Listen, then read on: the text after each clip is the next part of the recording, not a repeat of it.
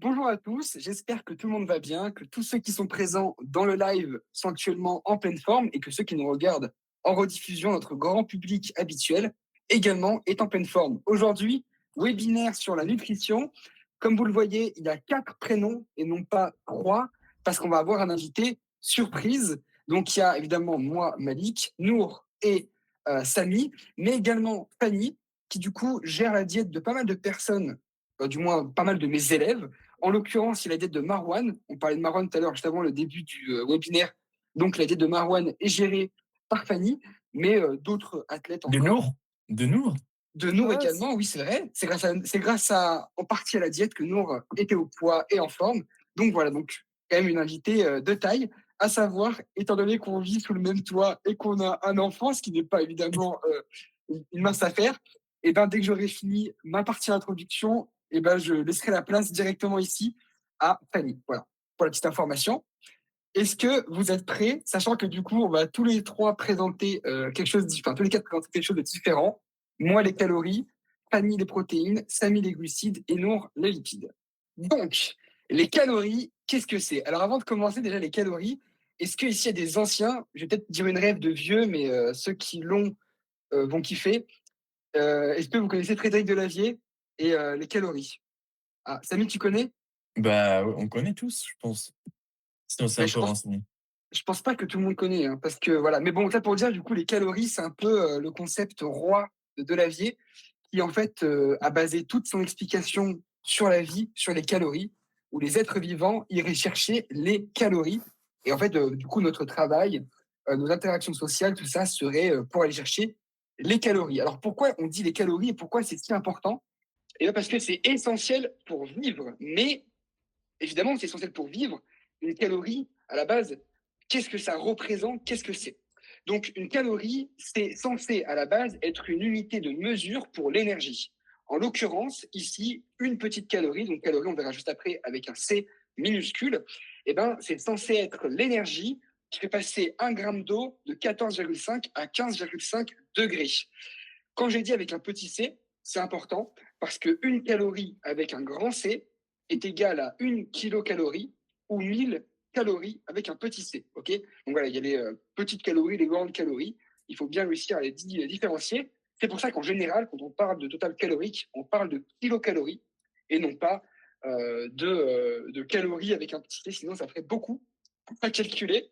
Voilà. Et donc, le nombre de kilocalories qu'on a à la journée, souvent on parle de total calorique, c'est donc la quantité d'énergie potentiellement disponible dans l'aliment.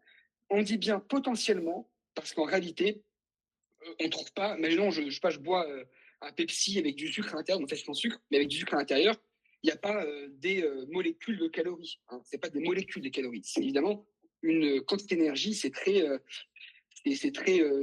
imagé, quoi. C'est pas concret. Il n'y a pas un macronutriment calorie. Par contre, au contraire, les calories vont, entre guillemets, être pas tangibles, mais vont se retrouver, entre guillemets, dans les macros. C'est la source d'énergie. Par exemple, on a les glucides, on a les lipides dans les protéines que Nour, Samy et Fanny vont présenter, qui du coup vont évidemment avoir des rôles un peu différents, mais qui vont apporter une certaine énergie qui peut se mesurer en kilocalories. Voilà. Donc c'est comme ça que ça fonctionne. Et donc le résultat de la digestion du nutriment par le corps, donc c'est les calories. Donc en gros c'est l'énergie qui euh, qui sera entre guillemets présent dans le macro. Donc un total calorique, c'est l'ensemble des quantités de macros nécessaires à l'atteinte d'un objectif corporel. C'est pour ça même que d'ailleurs il y a des nutritionnistes ou des diététiciens qui calculent les diètes non pas en kilocalories, mais simplement juste avec les macros. Parce qu'en fait, concrètement, on peut tout à fait faire ça. Ça a du sens. Encore une fois, parce que les calories, c'est juste une unité de mesure, mais c'est pas tangible directement. Et donc, le total est défini par quoi? Donc, c'est par évidemment une multitude de facteurs, mais par globalement les besoins du corps au repos et en activité. Donc, on va prendre en compte évidemment l'activité de la personne, qu'elle soit sédentaire ou non, ça va beaucoup changer. Et donc, c'est un peu là aussi où on a les pas qui rentrent en compte, hein, parce que c'est assez populaire de faire des pas pour pouvoir baisser, enfin, augmenter son apport calorique, mais du coup, baisser Mais j'ai perdu mais c'est pas grave. Mais, Donc augmenter ta voilà, dépense calorique, mais du coup, tu vas pouvoir manger plus et augmenter, du coup, voilà, ton c'est ça, apport. exactement. Et puis du coup, bah, forcément, les besoins sont aussi dans une diète calculée en fonction, de la volonté de maintenir, de diminuer ou autre, même de recomposer. Ça peut être prendre du muscle, mais sans pour autant perdre ou gagner du poids, hein. Ça existe très régulièrement dans les catégories de poids. Voilà, on veut simplement faire une recomposition corporelle pour pouvoir être plus à l'aise dans sa catégorie, être plus fort. Samy l'a fait, par exemple. Alors, il a perdu un peu de poids, je crois, mais surtout, bah, il a repris du muscle et perdu du gras, ce qui est, on va dire, le plus intéressant dans notre sport, puisque, étant donné qu'on est dans un sport à catégorie de poids, on veut être le plus compétitif possible, donc avoir le plus de muscles possible et le moins de gras possible dans une catégorie donnée. Voilà. Par exemple, Nour est en déficit pour être dans sa catégorie en baisse. Moi et Malik, on est à peu près en maintien pour maximiser la prise de muscle et réduire au maximum la graisse. Comme d'autres, comme on a pu l'être avant, on monte de catégorie, où là, on apprend un maximum de calories pour vraiment du coup, monter. Tout est dit. Du coup, merci Malik. Avec plaisir. Merci Malik. À tout à l'heure. Et moi, je vais vous parler de glucides. Donc, les glucides, c'est vraiment le carburant de la France. Qu'est-ce qu'un glucide? C'est vraiment un nutriment énergétique stocké sous la forme de glycogène dans les muscles et les foies. Sans glucides, pardon, pas de puissance durable. Donc, les aliments sont transformés en énergie qui sont transformés en glycogène. Derrière les glucides, le rôle en force athlétique. Ça soutient les efforts explosifs, retarde la fatigue et protège la masse musculaire. Donc nous, on produit des efforts courts et intenses. À l'inverse, un marathon, ça sera vraiment long et aussi intense, mais sur du long terme. Donc nous, on va vraiment utiliser notre stock de glucogène, car du coup, c'est notre carburant principal en plus de l'ATP, mais etc. Mais là, c'est pas l'objectif à l'heure actuelle. Il a un impact sur le système nerveux. Le cerveau fonctionne au glucose. Concentration, coordination et motivation en dépendent. Le mental aussi carbure aux glucides. Il faut savoir que quand on réduit vraiment les glucides, les personnes qui cut énormément les glucides, on va le voir directement sur leur impact mental. Surtout à l'approche d'une compétition où la personne va avoir du mal à avoir l'envie et peut avoir des troubles moraux. A contrario, les lipides, ce sera plutôt de la concentration et de la prise de décision. Il y a deux glucides, le simple et le complexe. Tout d'abord, le glucide simple. C'est une énergie rapide. C'est une glycémie en hausse rapide. Exemple, le jus de raisin, d'orange, le miel, les bananes et directement le sucre raffiné qu'on connaît, le sucre blanc, pour un coup de boost express. A contrario, le glucide complexe, c'est une digestion lente, énergie stable. Exemple, le riz complet, l'avoine, la patate douce. On va avoir du coup les pâtes, le blé, et la maltodextrine. Du coup, là, ça va être vraiment pour remplir les réservoirs avant la séance, pour avoir vraiment l'énergie. Là, on prend l'exemple de la séance, mais c'est pareil aussi avant une activité physique ou même juste pour faire fonctionner le corps lors de la journée. La différence pour les glucides, ça va être vraiment la qualité par rapport au moment. Simple, mauvais, complexe, parfait. L'efficacité dépend surtout du timing d'ingestion. Quand est-ce qu'on l'utilise et pourquoi? Les bons glucides au bon moment. Avant, pendant, après l'effort, les trois sont importants sur l'apport de glucides. Du coup, avant l'effort, on sera plutôt sur des repas riches en glucides complexes, 2 à 3 heures avant. Option, une collation rapide proche de la séance.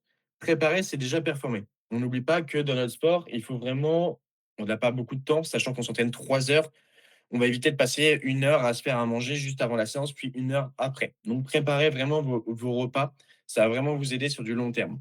Pendant l'effort, ça sera vraiment intéressant seulement sur une séance longue et volumineuse, surtout avec un exemple de boisson glucidique légère, que ce soit avec maltodextrine, clusterdextrine, ou même juste mettre du miel dans l'eau. Ça sera pour recharger les batteries au cours de route.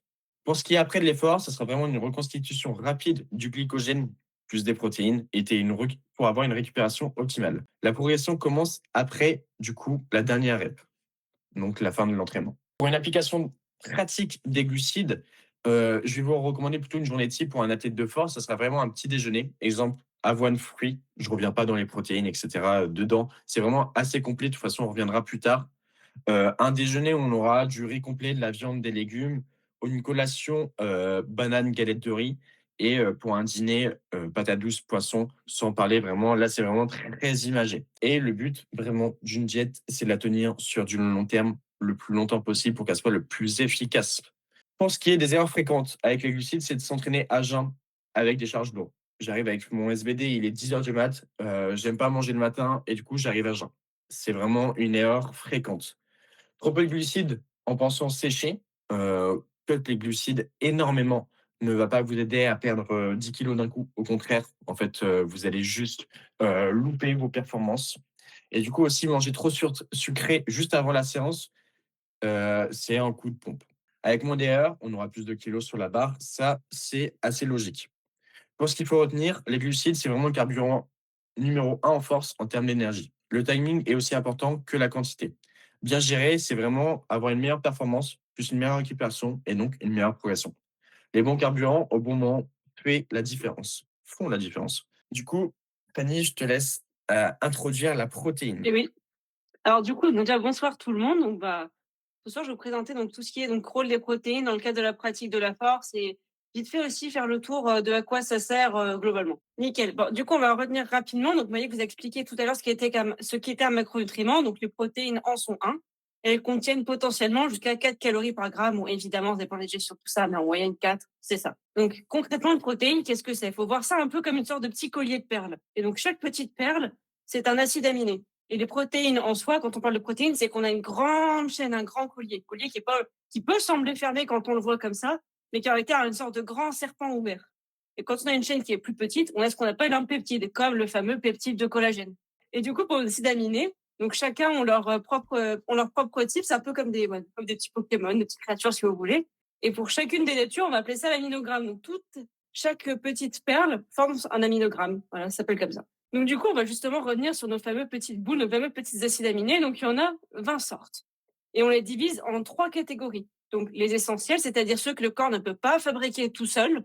Les semi-essentiels, c'est-à-dire que normalement, il sait les faire, mais dans certains cas pratiques, par exemple après une grosse blessure, après une brûlure, dans le cas d'un enfant qui grandit vite, ou certaines populations précises, par exemple, je pense à nos amis végétariens ou végétaliens, eux, ils vont pas arriver à en avoir assez. C'est pour ça qu'on parle de semi-essentiel parce que c'est vraiment contextuel. Et ensuite, le reste, on a les non-essentiels, c'est-à-dire que le corps, à partir des autres acides aminés, il va arriver par un tas de petits processus à les faire tout seul.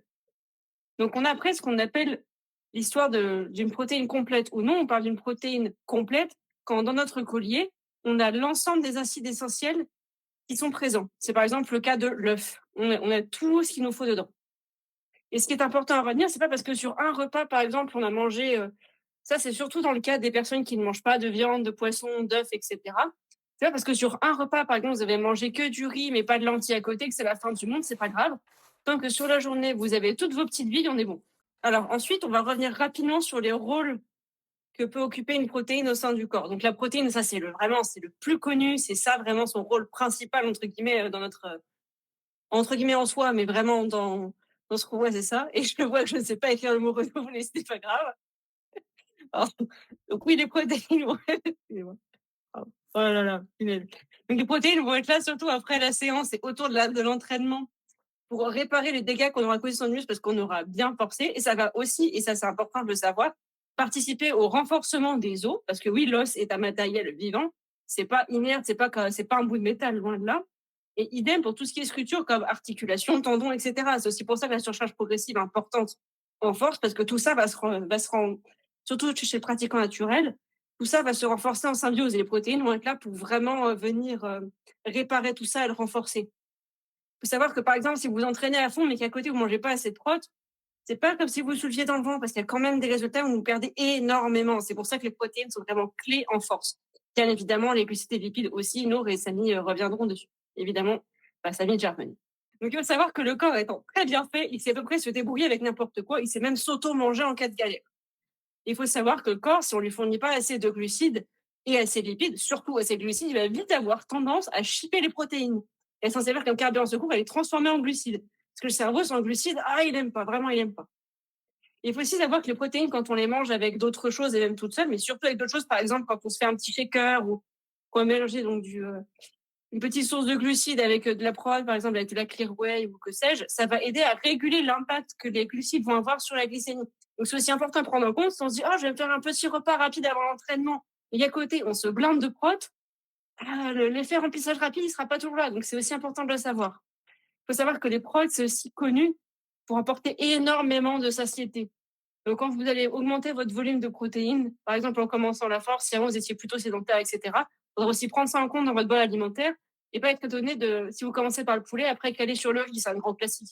Pour contrer ça, on va pouvoir par exemple le mixer ou apporter les protéines différemment, par exemple sous format liquide. On peut se débrouiller, il n'y a pas de problème. Et évidemment, les protéines sont extrêmement importantes quand on veut perdre du gras et perdre du poids. Pas que pour prendre de la masse, aussi pour la préserver, c'est extrêmement important. Pourquoi? Parce que le corps, à la base, c'est un gros fainéant et il déteste perdre. Et ce qu'il va chercher à virer en premier, c'est ce qui lui coûte de l'énergie, c'est-à-dire vos muscles, parce que vos muscles sont des énormes centrales d'énergie qui lui coûtent très très cher. Donc il ne va pas chercher à virer le gras en premier, il va chercher à virer le muscle. Et ça, on va essayer de le contrer en apportant assez de protéines pour ce qu'ils se disent, oh bah tiens, au lieu de bouffer mes propres protéines, avant d'attaquer dans le gras, je vais bouffer celles qu'on me donne. Et résultat, on limite la casse. Évidemment, on ne peut pas, malheureusement, je le pratique en naturel, faire une perte de gras sans perdre un minimum de muscle, c'est inévitable. Alors, donc, du coup, concrètement, maintenant qu'on sait ce que c'est, il va falloir savoir quand on les prend et comment on les prend, surtout et combien. Donc, la fourchette, c'est pas une fourchette, c'est un râteau à ce stade-là, mais je vais m'expliquer. Ça va chez le pratiquant de force ou la pratiquante, évidemment, de 1,6 à 2,6 grammes par kilo de poids de corps. Donc, ce qu'on va prendre en compte, c'est la catégorie de la personne, son âge, parce que par exemple, un pratiquant qui sera en master, il a besoin de plus de protéines qu'un pratiquant qui est en junior ou en open. Parce qu'il faut savoir que les personnes plus âgées ont vite tendance à moins absorber les protéines, ont tendance à en avoir plus besoin pour éviter ce qu'on appelle la sarcopénie, c'est-à-dire une diminution de la masse musculaire naturelle qui vient avec l'âge. Donc déjà là-dessus, ça va jouer. Évidemment, la catégorie. Pourquoi? Parce que par exemple, une personne qui sera ultra sèche en 47 n'aura pas le même besoin par kilo de corps qu'une personne en plus en marge aura un gros résus. S'il mange 2,6 grammes de kilo de corps, il va avoir des problèmes. Le type, ça va lui servir à rien. C'est complètement hors sol. Et aussi à savoir selon les périodes. Pourquoi je dis ça? Parce qu'évidemment, on en revient à ce que je disais tout à l'heure. En cas de perte de gras, on va monter nos protes.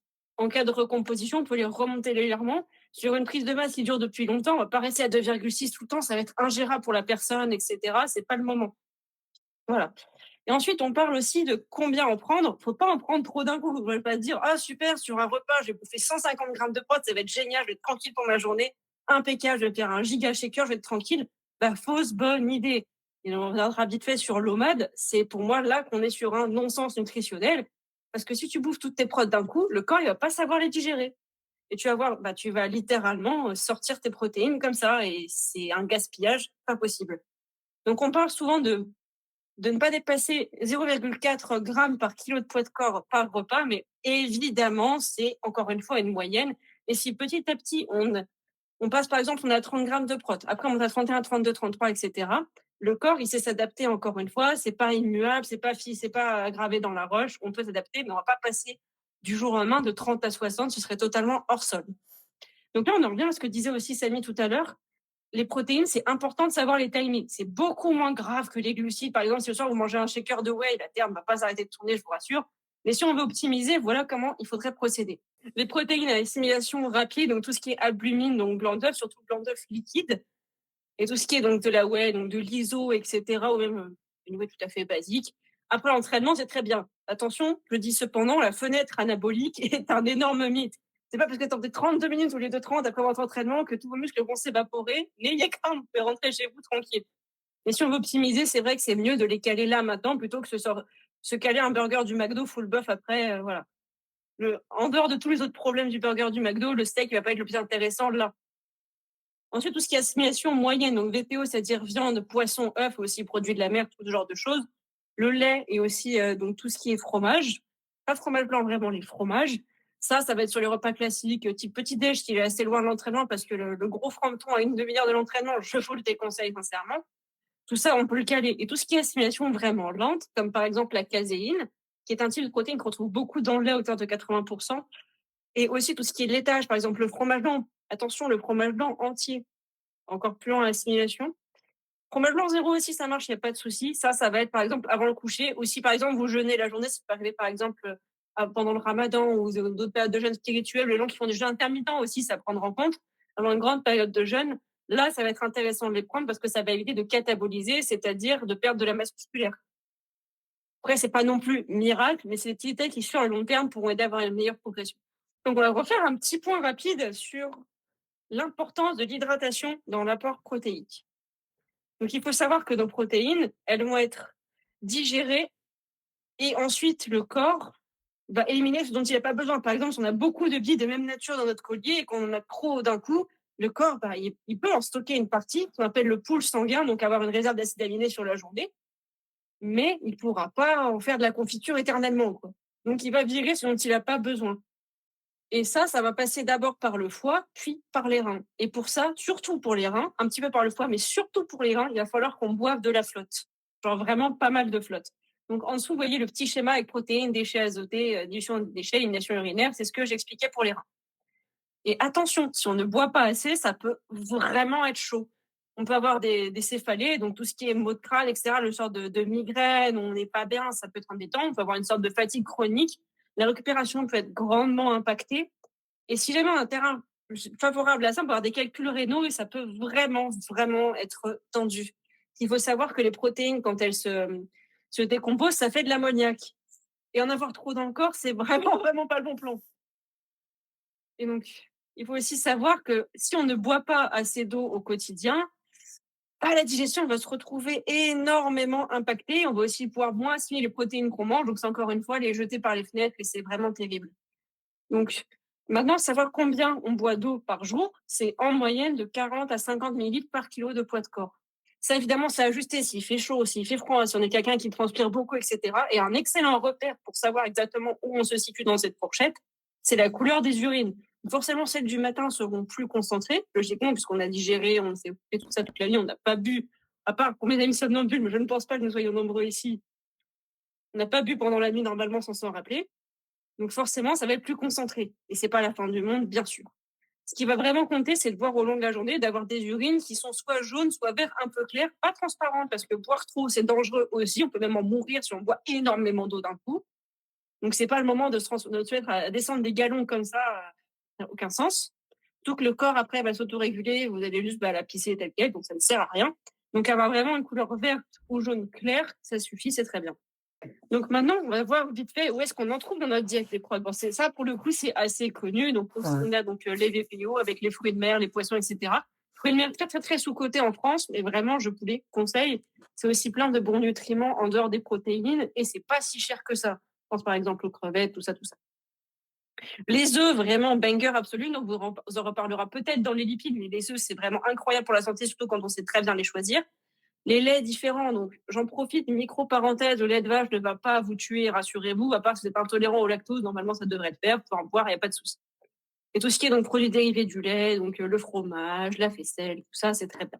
Et aussi, évidemment, pour les gens qui ne souhaitent pas ou ne peuvent pas en consommer, on trouve aussi des protéines, donc par exemple dans les féculents, en petite quantité, surtout dans les féculents complets, donc tout ce qui est noix, les oléagineux, etc., les céréales, le quinoa, le blocon. Et les légumineux sont quand même une très bonne source, notamment on pense à tout ce qui est haricots rouges, etc. Et bien sûr aussi, on a tout ce qui est cacahuètes, etc. Donc on peut tout à fait s'en sortir et progresser en une alimentation 100% végétale, même si c'est moins facile. Je vais vous expliquer pourquoi. Parce qu'on a un facteur qui est très important à prendre en compte, c'est la biodisponibilité, c'est-à-dire comment le corps, en digérant la protéine, va arriver à en tirer le maximum. Après, à savoir que c'est aussi dépendant sur les individus, suivant si depuis le temps qu'on est petit, on mange un aliment souvent. Il y a aussi les facteurs génétiques qu'on trouve dans certains groupes de population. C'est assez vaste. Mais en général, il y a quand même des tendances qui se dessinent.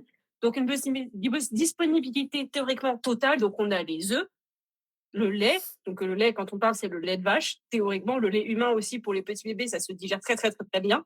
Même mieux que le lait de vache, d'ailleurs. Et tout ce qui est de la whey. Ensuite, en plus haute, on a donc tout ce qui est viande, poisson, le soja aussi, que j'avais oublié d'évoquer tout à l'heure pour nos amis véganes, etc. Très important. Même d'ailleurs, si on mange de la viande, manger de temps en temps une alimentation végétale, ça peut être très bon et très intéressant pour la santé. C'est une très bonne chose. Et le soja, je vous rassure, c'est pas parce que vous mangez un steak de soja de temps en temps que vous, messieurs, vous allez devenir des femmes ou que nous, mesdames, on va avoir trop d'œstrogènes, ça va être le bazar. Non, non, vraiment pas. Les phytoestrogènes, c'est un problème qui existe, c'est vrai, mais avant de l'avoir, c'est comme le mercure et le saumon, il faut se lever de bonne heure. Ensuite, on a tout ce qui est légumineux, donc très très sous-coté aussi en Europe, donc tout ce qui est les lentilles corail, tout ça, c'est important de pouvoir en mettre sans sens dans notre alimentation. Évidemment, c'est pas toujours simple à digérer, donc commencez doucement, etc., et voir comment votre corps les tolère, voir si on peut les mixer, les tremper, etc. Il y a plein de techniques pour me digérer, il n'y a pas de souci. Et ensuite, on a assimilation qui est un peu moindre, mais tout de même assez correcte, à hauteur de 50 à 70% de mémoire, plus ou moins. Donc, on a tout ce qui est les cacahuètes et tout ce qui est protéines, évidemment, à compter dans son apport, les protéines du riz, des pâtes, tout ça. et du pain aussi, évidemment. Voilà, voilà. Je pense qu'on a un bon tour d'horizon sur le sujet. Alors, les lipides. La première chose, c'est que beaucoup pensent que les lipides, c'est ce qui va leur empêcher d'être secs, en fait, ce qui va les faire grossir. Alors que, bah non, les lipides, c'est vraiment important à garder même quand on est en sèche. Donc, parce que ça va permettre d'avoir une meilleure stabilité au niveau des hormones, pour la santé, même pour la performance. Donc, les lipides, c'est le nom scientifique pour dire les graisses, ok? Donc on a plusieurs types de lipides et pas tous les lipides ne se valent du coup, parce qu'ils n'ont pas tous la même qualité forcément. Donc on a les lipides, enfin les graisses saturées du coup, donc elles sont d'origine animale, par exemple les œufs, le beurre, la viande, par exemple la viande rouge, on peut en retrouver. Les graisses, on a aussi du coup les graisses insaturées. Du coup le deuxième type, de lipides, c'est les bonnes graisses. Donc par exemple ce qu'on peut retrouver dans l'avocat, dans, les poissons, comme le saumon, les noix aussi et on a les graisses trans, OK? C'est le troisième type et elles sont plus créées industriellement, donc c'est la friture, les viennoiseries et cetera, donc tout ce qui est un peu industriel en général. Et donc là, c'est des exemples, comme je viens de dire, tous les lipides ne se valent pas.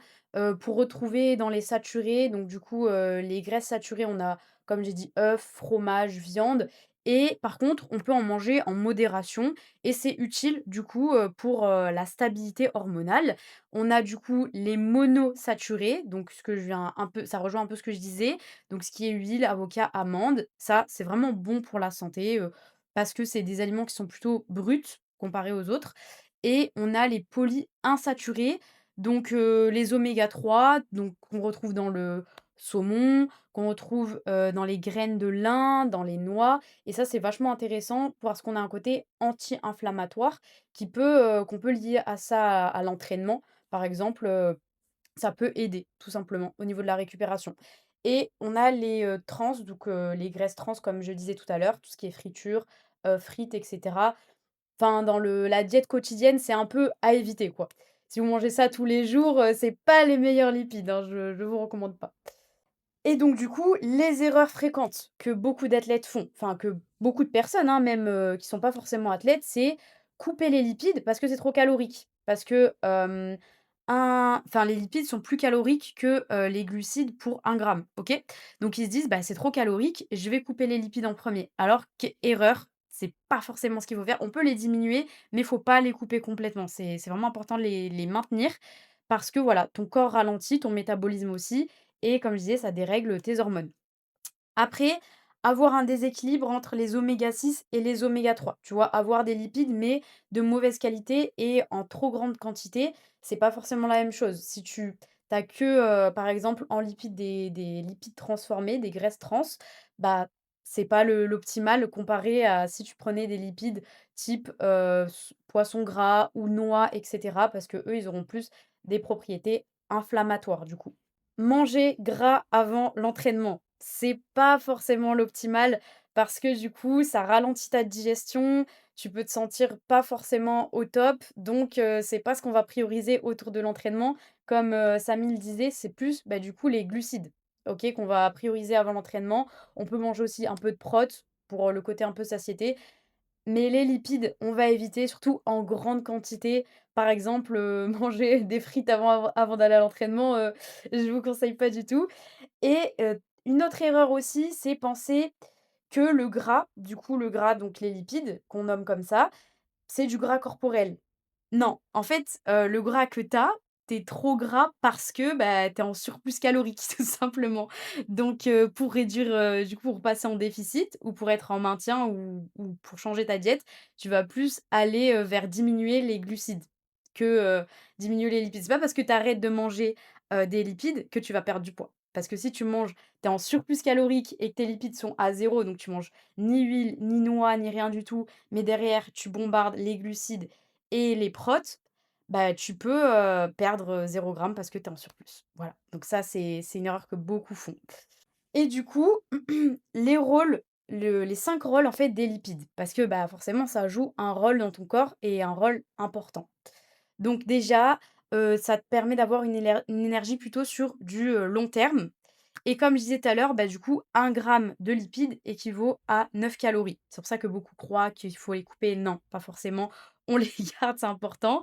Donc soit le double des glucides et ton corps, en fait, les utilise aussi au repos et sur les efforts longs. Et la FA, c'est, bah, un effort, plutôt long parce qu'en général, les séances sont un petit peu longues. Donc bon, c'est pas comme un marathon non plus, mais c'est intéressant et c'est important de les garder. Donc ça joue quand même un rôle, bah, dans le sport aussi. Enfin, on peut le on peut faire une corrélation avec ça et du coup aussi ça joue un rôle très, très important dans la santé hormonale. Ça vraiment c'est important. En fait, si tu as pas assez de lipides, ton corps produit moins de testostérone pour les hommes et moins d'oestrogène du coup pour les femmes. Donc tu auras plus tendance à être fatigué, une baisse de libido, moins de récupération, alors qu'on cherche à bien récupérer, bah, quand tu fais de la FA. Ça a une moins bonne récupération, bah, ça impacte ton entraînement logiquement.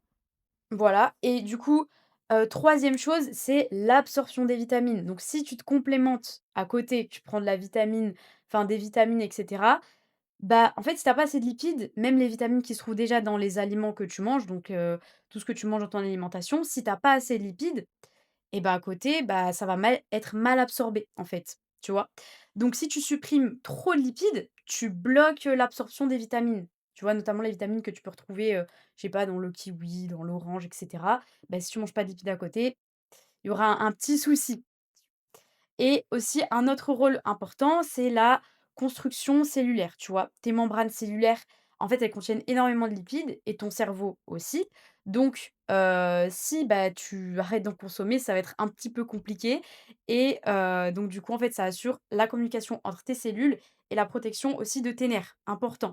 Parce que souvent, on peut avoir, enfin des problèmes enfin des problèmes. Il y en a beaucoup qui ont mal à cause de leurs nerfs, qui peuvent, par exemple, le nerf sciatique, ça on le retrouve beaucoup. Donc je vais pas dire que si tu manges de lipides, tu auras pas de sciatique, c'est pas vrai. Mais en tout cas, ça aide à arriver moins vers ce problème-là. En tout cas, tu auras moins d'inflammation, moins de soucis de ce genre-là.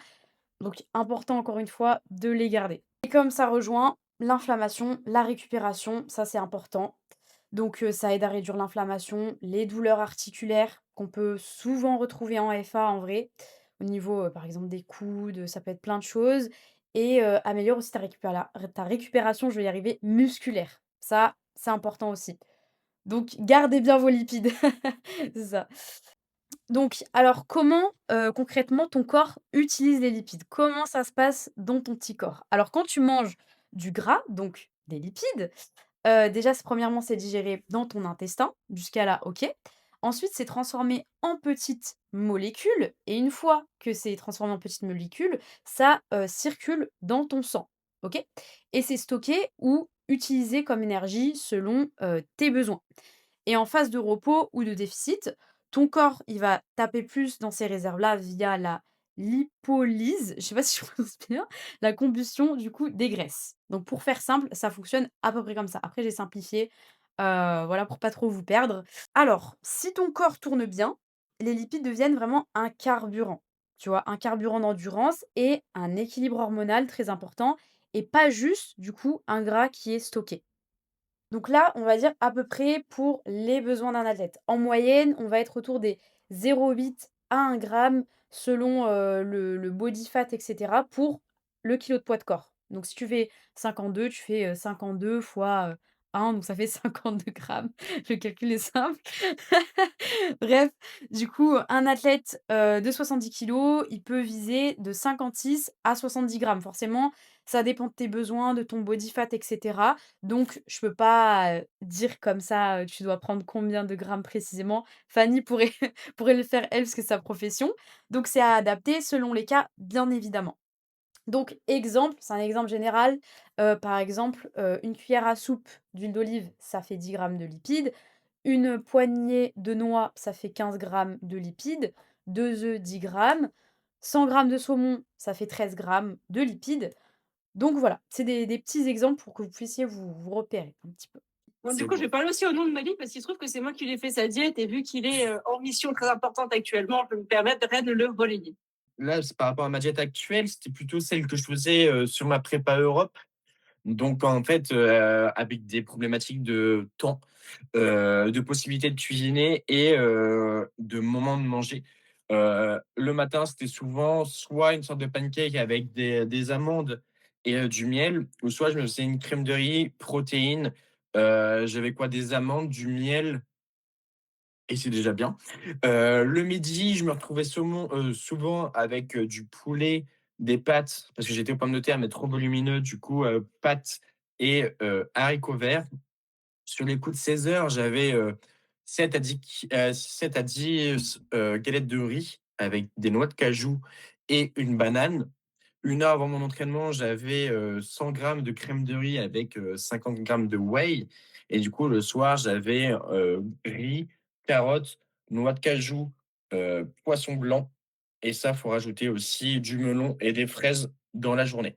Ça, c'est un exemple de diète que je prenais pendant l'entraînement et ce qui était inversé sur les jours où je m'entraînais pas, c'est que le midi, une viande rouge et le soir, du saumon, un poisson bien plus gras. OK.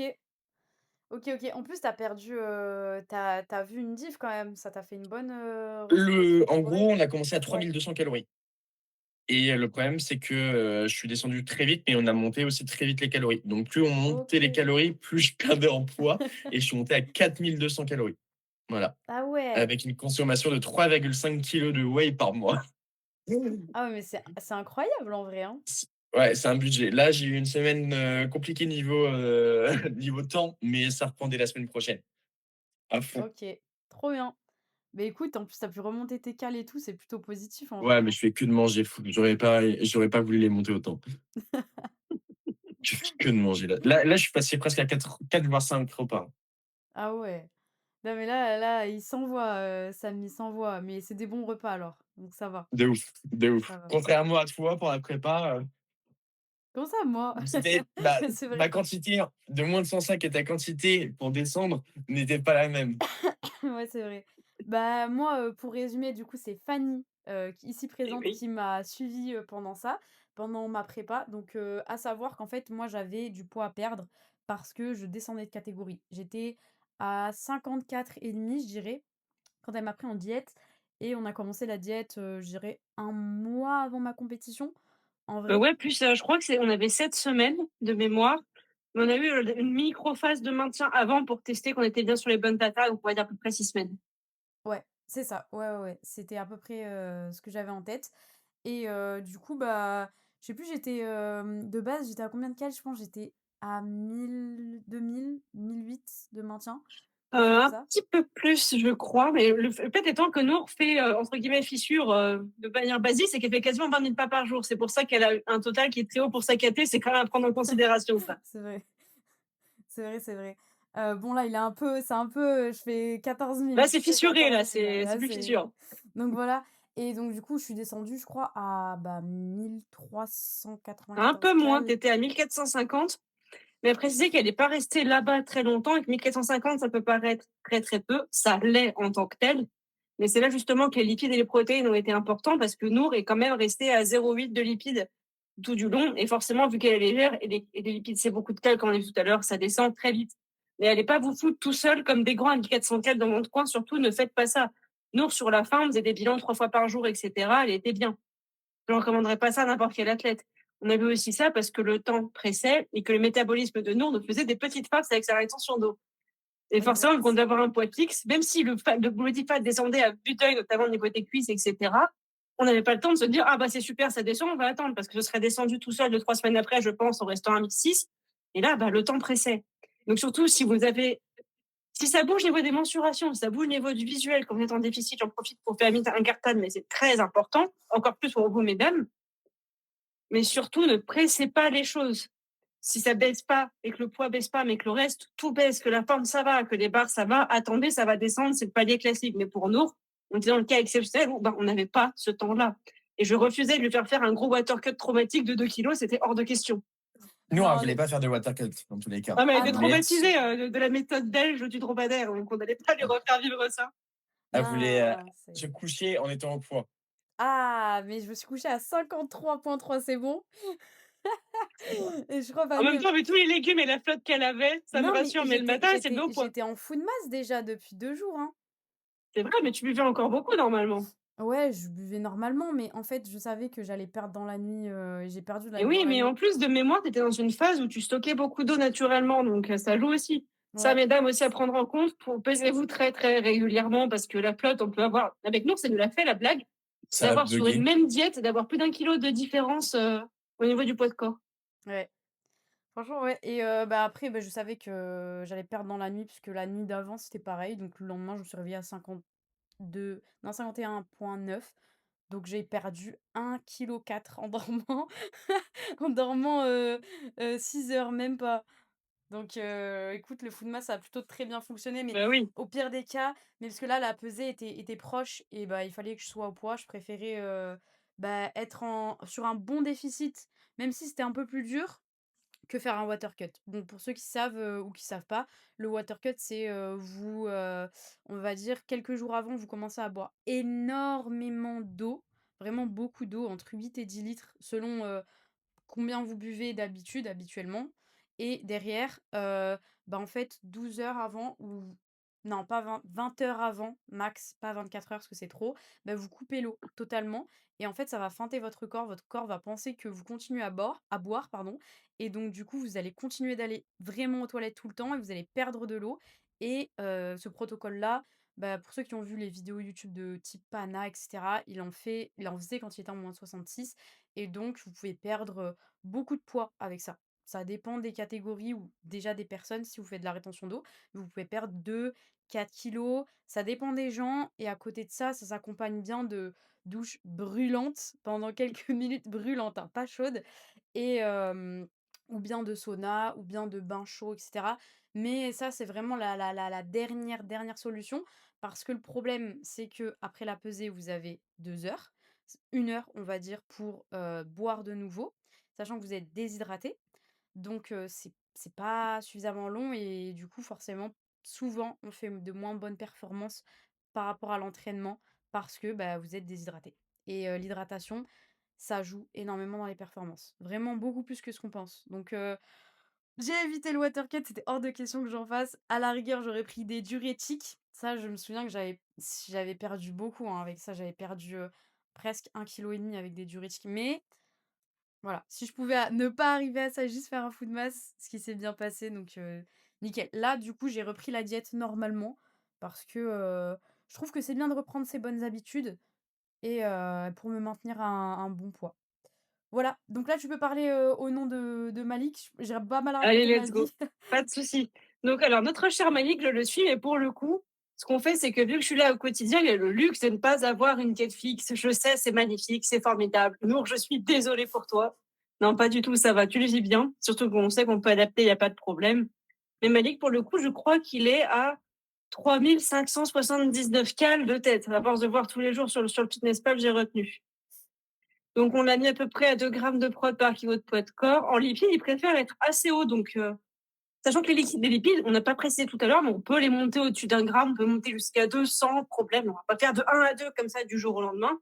Mais suivant les athlètes, ça peut tout à fait être OK. Et Malik, par exemple, il est environ à 1,5. Je crois qu'il a 105 grammes de lipides. Non, beaucoup plus que ça, mais oui. En tout cas, il est beaucoup plus haut que 1 gramme par kilo de poids de corps, sachant qu'on avait pris qu'il était à 92, je crois, quand on avait fait le plan. Et le reste, on a stacké ça avec des glucides. Je crois qu'il a plus ou moins 400 grammes. J'ai plus les chiffres exacts en tête, un petit peu moins de mémoire. Donc, comment ça s'organise une journée de Malik?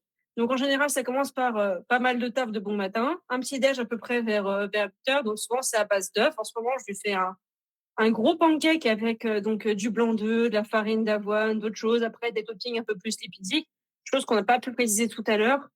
En soi, c'est pas parce qu'on mange ou parce qu'on mange un glucide rapide, entre guillemets, dans un plat ou qu'on mange une protéine rapide que la digestion va forcément être rapide.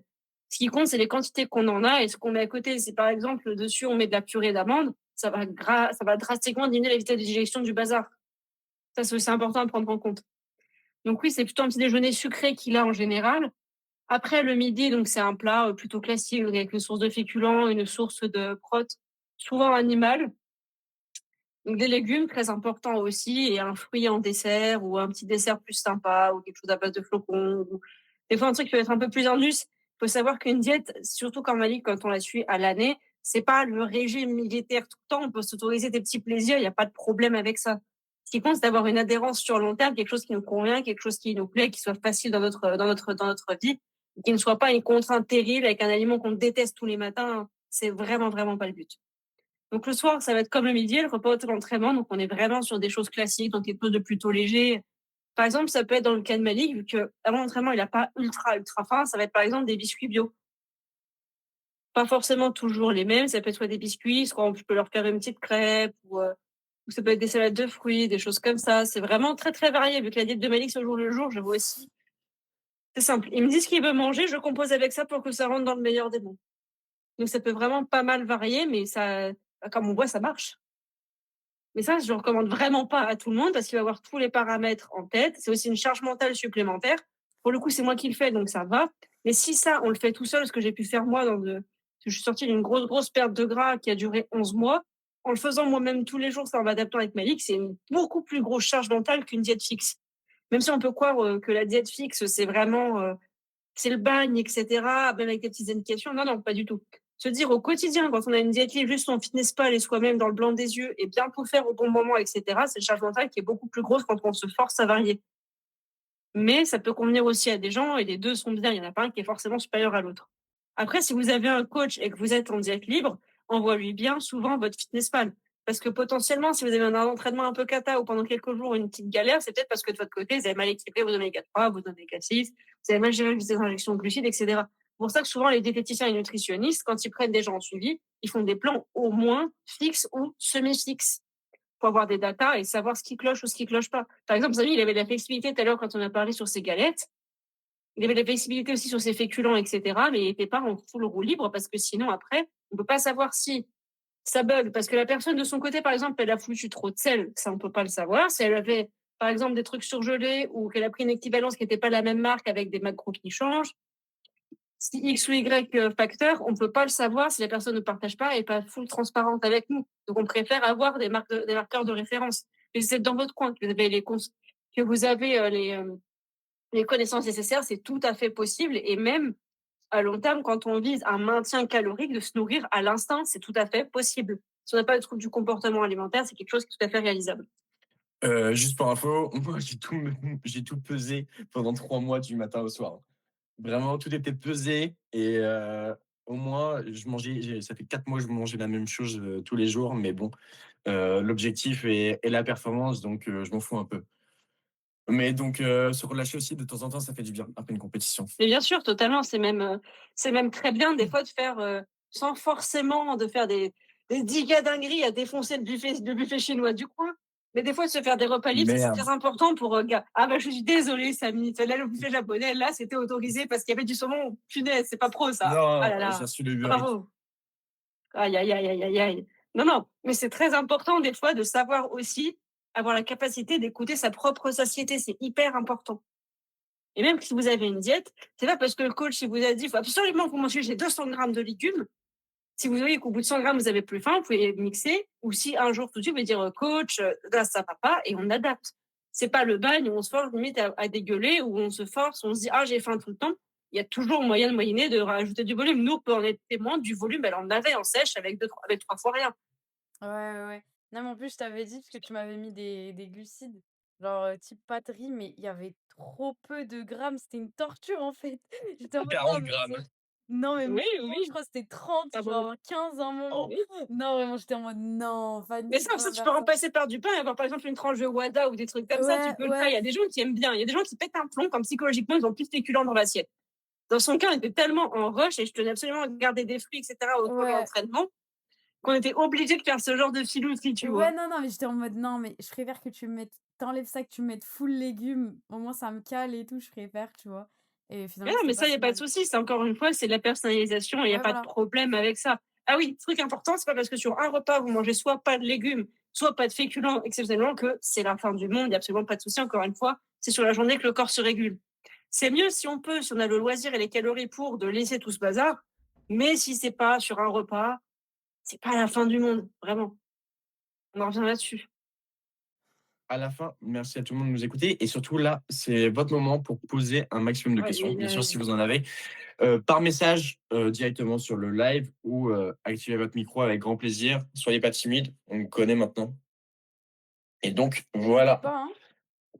Sinon, Nour, elle va vous mettre des AMRAP au gainage le plus longtemps possible. La planche lestée, Aïe, aïe, 5 Ouais, bah, aïe. fois AMRAP. ça, là, ça va. Et le pire, c'est adducteur, je trouve. Le gainage adducteur, il fait tellement mal. Ah, j'avoue, il est pas mal. Enfin, il est pas Ah. mal, enfin, j'ai pas envie de le faire, quoi. Ouais, mais là, ils sont timides ce soir. On a été plus long. Bah ouais, on a Après, c'est vrai qu'on a quand même bien parlé. Ça se trouve, on a répondu à tout ce qui se demandait comme question en parlant. C'est pas impossible, hein. Fanny, est-ce que je peux manger 600 grammes de protéines chaque repas? Alors, bah écoute, si tu veux qu'elle ressorte directement par ta faïence 2 heures après, grand bien t'en passe, mais je ne m'en porte pas garante. Ah, Ça ça va va faire mal un se beau moule, hein. passer, ça va mal se passer aux toilettes, Samy. Ah là là Attends, là là. là, il m'a mis les haricots rouges. Oh! Ah, les fameux. Samy, en vrai, fais-les tremper. Tu verras, c'est beaucoup plus facile à digérer et tu pèteras beaucoup Mais moins. Samy, mais J'ai moins le temps. waouh! J'ai moins le temps. Là, ça va. Mais parce que j'en ai fait que 2 jours et c'était la galère. Mais je vais reprendre dès lundi. On va voir ce que ça donne. Au pire, je vais les mixer. On peut clôturer Ouais, dessus, hein. Merci eh Fanny beh, d'être venue. Merci Et à pas de toi. C'était souci, avec super plaisir. intéressant. De toute façon, notre chef Nour mettra le replay sur YouTube. Donc, n'hésitez pas. Et comme on dit, on est dispo sur le groupe, hein, que ce soit Fanny ou les coachs, pour répondre à vos questions. bah, en tout cas, merci de nous avoir tous écoutés, d'avoir accordé ce temps-là et puis, bah, on se retrouve, sur le prochain webinaire dans 2 semaines Bisous. Le thème, on ne sait pas encore. On verra. et abonnez-vous, s'il vous plaît, Ouais, bien parce qu'on sûr. n'a pas beaucoup Abonnez-vous. d'abonnés.